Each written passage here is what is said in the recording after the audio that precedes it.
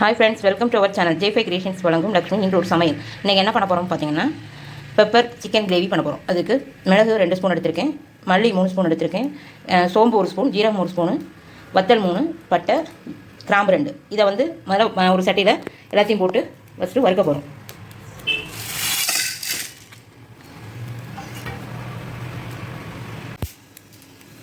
நல்லா வறுத்தாச்சு. இது ஆறினோன்னு அரைச்சிக்கலாம். இப்போ பெப்பர் சிக்கன் பண்ண போகிறோம். அதுக்கு ஒரு கடாயில் நல்லெண்ணெய் 3 ஸ்பூன் ஊற்றிருக்குது. இப்போ இதில் கடுகு கொஞ்சம் போட போகிறோம். போட்டாச்சு. இப்போ கடுகு கொஞ்சம் போட்டாச்சு. ஒரு 2 பட்டை 2 கிராம்பையும் போட்டாச்சு. இப்போ சின்ன வெங்காயம் போட போகிறோம். சின்ன வெங்காயம் போட்டு நல்லா பொன்னிறமாக ஆகணும்.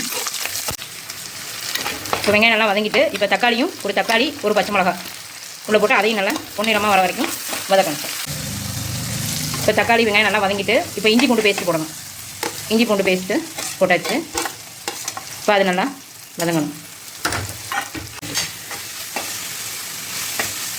இப்போது சிக்கன் ஒரு 3/4 கிலோ வாங்கியிருக்கேன். அது 3/4 கிலோ சிக்கனை அதில் போடுவோம்.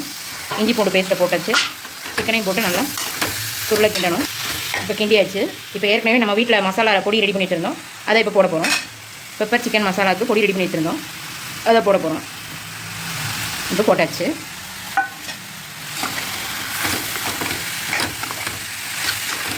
இது நல்லா சுருளை கிண்டிட்டு இதுலேருந்து தண்ணி ஃபுல்லாக வெளியே வரும்.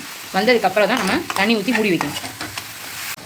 இப்போ நல்லா சுருளை கிண்டியாச்சு. இதுலேருந்து தண்ணி ஃபுல்லாக வெளியே வருது. இதுக்கப்புறம் மல்லி கருவேப்பில் போடலாம். மல்லி கருவேப்பில் புதினா